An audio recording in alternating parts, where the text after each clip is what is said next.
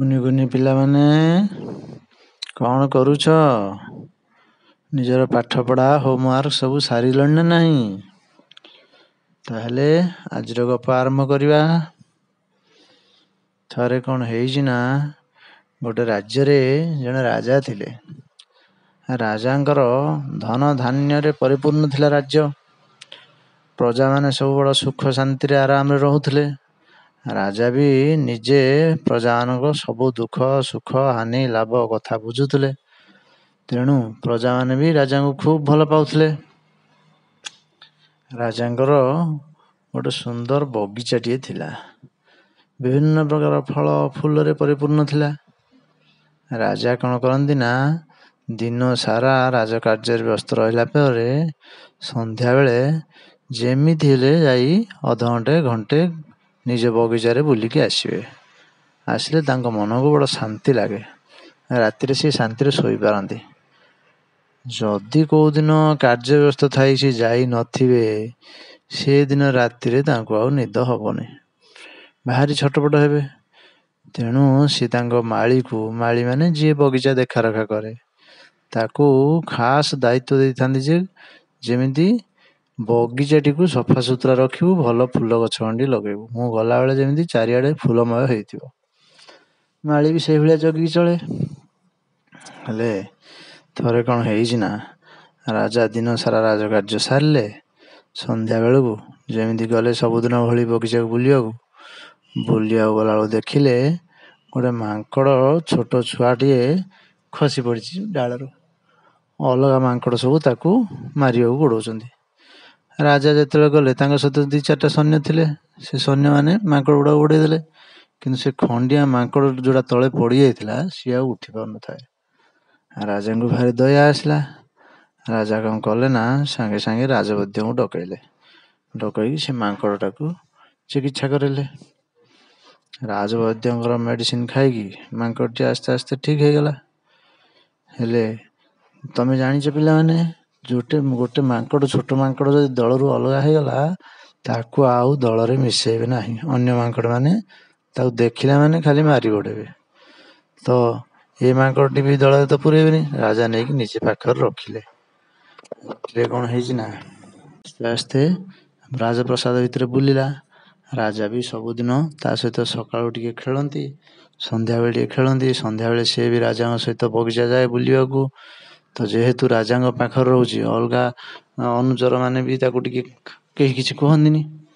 ରାଜାଙ୍କର ଦିନେ ମନକୁ ପଶିଲା ଯେ ଏ ମାଙ୍କଡ଼ଟାକୁ ବି ଟିକେ ଯୁଦ୍ଧ ବିଦ୍ୟା ଶିକ୍ଷା ଦେବା। ସିଏ ତାକୁ ଡାକିକି ଟ୍ରେନିଂ ଦେବା ପାଇଁ ଲୋକ ଡାକି ମାଙ୍କଡ଼ଟାକୁ ଯୁଦ୍ଧ ବିଦ୍ୟା ଶିକ୍ଷା କରେଇଲେ। ସତକୁ ସତ ତାକୁ ବର୍ଚ୍ଛା ଚାଳନା, ଅସ୍ତ୍ର, ଏ ଯେଉଁ ଖଣ୍ଡା ଧରିକି କେମିତି ମାରିବ, ସବୁ କଥା ଶିଖେଇଲେ। ମାଙ୍କଡ଼ଟି ଯେହେତୁ ଛୁଆବେଳୁ ରାଜାଙ୍କ ସହିତ ଅଛି, ସିଏ ସବୁ ଶିଖିଲା ପରେ କିଛି ଦିନ ଗଲା ପରେ ଦେଖିଲେ ଯେ ରାଜା ସିଏ ସତକୁ ସତ ନିଜେ ଖଣ୍ଡା ଚଲେଇ ପାରୁଛି। ରାଜାଙ୍କର ତା ଉପରେ ବିଶ୍ୱାସ ବଢ଼ିଗଲା। ଯେହେତୁ ପିଲାଦିନୁ ମାଙ୍କଡ଼ଟିକୁ ରଖିଛନ୍ତି, ତାଙ୍କୁ ଲାଗିଲା ନିଜ ଛୁଆ ଭଳି ଲାଗୁଥିବ। ସିଏ ତାକୁ ସବୁବେଳେ ପାଖରେ ରଖିଲେ। କିଛି ଦିନ ଗଲା ପରେ ରାଜାଙ୍କ ପାଖରେ ଯେତେବେଳେ ସିଏ ଗୋଟେ ଖଣ୍ଡାଟେ ଧରିକି ସବୁବେଳେ ଏମିତି ରହିଲା, ମନ୍ତ୍ରୀଙ୍କୁ ଏକଥା ଭଲ ଲାଗିଲାନି। ମନ୍ତ୍ରୀ ଥରେ ରାଜାଙ୍କୁ ବୁଝାଇଲେ ଯେ, ମହାରାଜ, ଯାହା ହେଲେ ମଧ୍ୟ ମାଙ୍କଡ଼ଟା ଗୋଟେ ପଶୁ ଜନ୍ତୁ, ତା ପାଖରେ ଏତେ ଜ୍ଞାନ ନାହିଁ। ତାକୁ ଗୋଟେ ଖଣ୍ଡାଟେ ଦେଇକି ଆପଣ ପାଖରେ ରଖିବାଟା ଠିକ୍ କଥା ନୁହଁ। ରାଜା କିନ୍ତୁ କହିଲେ, ନା ମହାମନ୍ତ୍ରୀ, ମଣିଷମାନେ ସିନା ସ୍ୱାର୍ଥପର, କିନ୍ତୁ ମାଙ୍କଡ଼ ହେଉଛି ଗୋଟେ ପଶୁ ଜନ୍ତୁ। ସେ ସବୁବେଳେ ନିଃସ୍ୱାର୍ଥପର। ସେ ମାଲିକ ପ୍ରତି ସବୁବେଳେ ବିଶ୍ୱାସୀ ହୋଇ ରହିବ। ମହାମନ୍ତ୍ରୀ କହିଲେ, ରାଜା ତ ଯାହା ବୁଝିଛନ୍ତି, ତାଙ୍କୁ ତ ବୁଝେଇ ହେବନି। ମହାମନ୍ତ୍ରୀ ଚୁପ୍ ରହିଲେ। ଏମିତି କିଛି ଦିନ ଚାଲିଲା। ରାଜା ଯେତେବେଳେ ଯୁଆଡ଼େ ଯିବେ, ମାଙ୍କଡ଼ଟି ସେ ତାର ଖଣ୍ଡାଟିଏ ଧରି ରାଜାଙ୍କ ପଛେ ପଛେ ଯାଉଥିବ। ଇଭେନ୍ ରାଜା ଖାଇଲା ବେଳେ ବି ସେ ବସିବ ପାଖରେ, ରାଜା ଶୋଇଲା ବେଳେ ବି ସେ ପାଖରେ ଥିବ। ଯେତେ ଯିଏ କହିଲେ ବି ରାଜା ଶୁଣନ୍ତିନି। ଏମିତି ହେଇ ଦିନ ପରେ ଦିନ ଗଡ଼ି ଚାଲିଲା।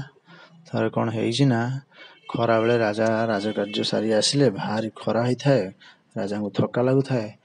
ରାଜା କ'ଣ କଲେ, ଟିକେ ରେଷ୍ଟ ନେବା ବୋଲି ଯାଇକି ବେଡ଼ରୁମ୍ରେ ଶୋଇଲେ। ମାଙ୍କଡ଼ ବି ତାଙ୍କ ପାଖରେ ଅଛି ଖଣ୍ଡା ଧରିକି।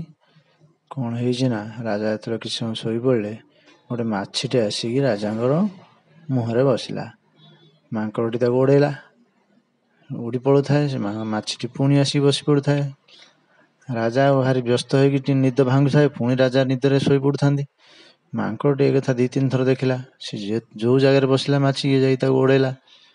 3-4 ଥର ଦେଖିଲା ପରେ କ'ଣ କଲା ନା, ଯେମିତି ମାଛି ଆସିକି ବସିଲା, ମାଙ୍କଡ଼ ରାଗି ଖଣ୍ଡାଟାକୁ ବାହାର କଲା। ଖଣ୍ଡାଟାକୁ ବାହାର କରିକି ମାଛିକୁ ଲକ୍ଷ୍ୟ କରି ରହିଲା। ମାଛି ଆସିକି ରାଜାଙ୍କ ମୁହଁରେ ବସିଲା। ଯେମିତି ବସିଲା, ମାଙ୍କଡ଼ ତାର ଖଣ୍ଡା ଧରି ଗୋଟେ ଚୋଟ ଦେଲା। ଠିକ୍ ଦେଲା ବେଳକୁ ରାଜାଙ୍କର ନିଦଟି ଭାଙ୍ଗିଗଲା। ରାଜା କ'ଣ କଲେ, ଚଟକିନି ହାତଟା ମାରିଦେଲେ। ତ ହାତଟି କଟିଗଲା ଟିକେ ଖଣ୍ଡାରେ, କିନ୍ତୁ ରାଜା ରକ୍ଷା ପାଇଗଲେ। ରାଜା ଆଶ୍ଚର୍ଯ୍ୟ ମାଙ୍କଡ଼କୁ ଦେଖିକି, ଯେ ଇଏ କାହିଁକି ଏମିତି କଲା। ଧରି ପକାଇଲେ, ଖଣ୍ଡା ଛଡ଼େଇ ନେଲେ, ତାକୁ ଚାହିଁଲେ। ମାଙ୍କଡ଼ ବିଚାରା କ'ଣ ଜାଣୁଛି, ସେ ତାର ବଲ ବଲ ହେଇ ଏପଟ ସେପଟ ଚାହୁଁଛି। ସେ ମାଛିଟା କୁଆଡ଼େ ଗଲା ଖୋଜୁଛି। ଦେଖିଲା ମାଛିଟା ବେଡ଼ରେ ବସିଛି। ପୁଣି ସେ ଖଣ୍ଡା ଆଣିକି ସେ ମାଛିଟାକୁ ହାଣିବାକୁ ଚେଷ୍ଟା କଲା। ରାଜା ଜାଣିଗଲେ ଅସଲି କାରଣ କ'ଣ। ଚୁପଚାପ ରାଜା କିଛି କହିଲେନି। ମାଙ୍କଡ଼ଟିକୁ ନେଇ ମହାମନ୍ତ୍ରୀଙ୍କୁ ଡାକି କହିଲେ, ମନ୍ତ୍ରୀ, ତୁମେ ଠିକ୍ କହୁଥିଲ। ମଣିଷକୁ ପାଖରେ ମୂର୍ଖ ଲୋକଙ୍କୁ ରଖିବାଟା ଠିକ୍ ନୁହଁ। ୟାକୁ ନେଇ ବଗିଚାରେ ଛାଡ଼ିଦିଅ। ମନ୍ତ୍ରୀ ସବୁ କଥା ବୁଝିଗଲେ। ମନ୍ତ୍ରୀ ନେଇ ତାକୁ ବଗିଚାରେ ଛାଡ଼ିଦେଲେ। ତାହେଲେ ପିଲାମାନେ, ଆଜିର କଥାରୁ ଆମେ କ'ଣ ଶିଖିଲେ?